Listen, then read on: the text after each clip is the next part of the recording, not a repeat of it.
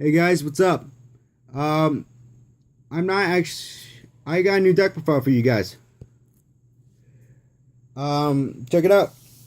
Danger Dark World to be exact. I find Danger Dark World to be the best, have the best energy. And right now, this deck is really good. Anyway, let's get into this. First, we got three Danger Bigfoots. All the dangers have the same first effect. You reveal it to your opponent, shuffle your hand, your opponent chooses at random. That you can do that multiple times a turn. It's their second effect that's a hard once. When this card is sent from your hand to the graveyard, you can destroy one face-up card your opponent controls. So there you go. You got now for really tough monsters. Next, we got Danger Nessie. Danger Nessie is like a searcher of the deck. If it's hit and sent to the graveyard, you can search out any danger in your deck and add it to your hand. So with that, you can probably search out Chupacabra and use Chupacabra's effect and hopefully get that out. Next, speaking of Chupacabra, that's what's next. Danger Chupacabra is like a monster reborn. Once this card hits from the hand to the grave, you can use its ability to special summon one danger card from your graveyard to the field. I believe every card except himself. Yep, any card except itself. Then for the last danger, we got Jackalope. Jackalope's effect, if it's hit and sent to the graveyard, you can special summon one danger besides Jackalope from your deck in defense position directly to the field. So you go. If it gets hit, summon Nessie. It has the highest defense. Next, for the for the Dark Worlds, we got 3 Greffer. Now, Dark Worlds are a pretty old archetype, so just in case, when this card is discarded, you can target one card your opponent controls, face up or down, and destroy it. And that's multiple times a turn you can do that. As a second effect, where you control another Dark World monster, and this is in your graveyard, you can bounce that Dark World monster to your hand to special summon this from the grave. And you can do that multiple times as well. Next, we got the Searcher of the deck. Another Searcher, actually. Snow. When this card is discarded, you can search out any Dark World card from your deck to your hand. So you can either search itself or any other monster or spell or trap, as long as it involves Dark World. Next, we got 3 Brow, or however the heck you want to say it. When this card is discarded, say you discarded it off of Jackalope, you got special summon, you get to draw Jackalope, and this card triggers to giving you another draw. So it's kind of like draw 2, depending on how you use it. Next, we got Lucent. This card is actually pretty easy. When it hits the graveyard, you can automatically special summon it, which is cool because then you can bounce it back to your hand to summon this. And same for this guy, Beige. He does the same thing. Now Beige has 1600 attack, while these two have 2400. Either way, they special summon from the grave once they're discarded, and then you can bounce it back with this to summon it from the grave. And then for the last monster, I'll run 1 Phantom Sky Blaster. Phantom Sky Blaster is like a 1/2. One monster. Wee Witch's Apprentice. Summon it, get the token, link away. You got a link right there. Okay, that's about 25 monsters. Now on to the spells. Now I'm gonna say this once. This deck is gonna be the version that's gonna be taking after the ban list kicks in. If you don't know what the ban list kicked in, check it out. It's like really crazy. Anyway, we got 3 Dark World Dealings, which is a spell card, 1 activated. Both players draw 1 card, then both players discard 1 card from their hand. So yeah. Next is called by Drag Down to the Grave. I sometimes say called because I'm an idiot.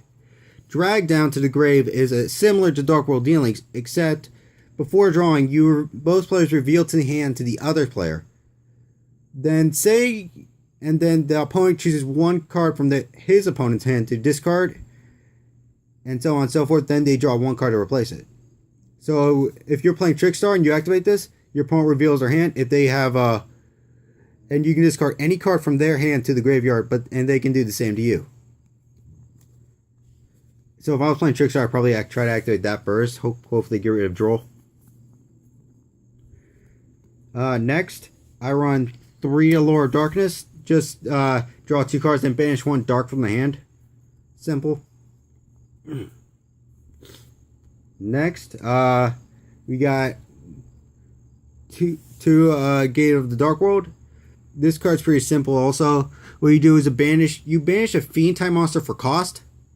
And then if it goes through, you can discard 1 Fiend from your hand, and then you can draw a card. Also, all your Dark Worlds gain 300 attack and defense.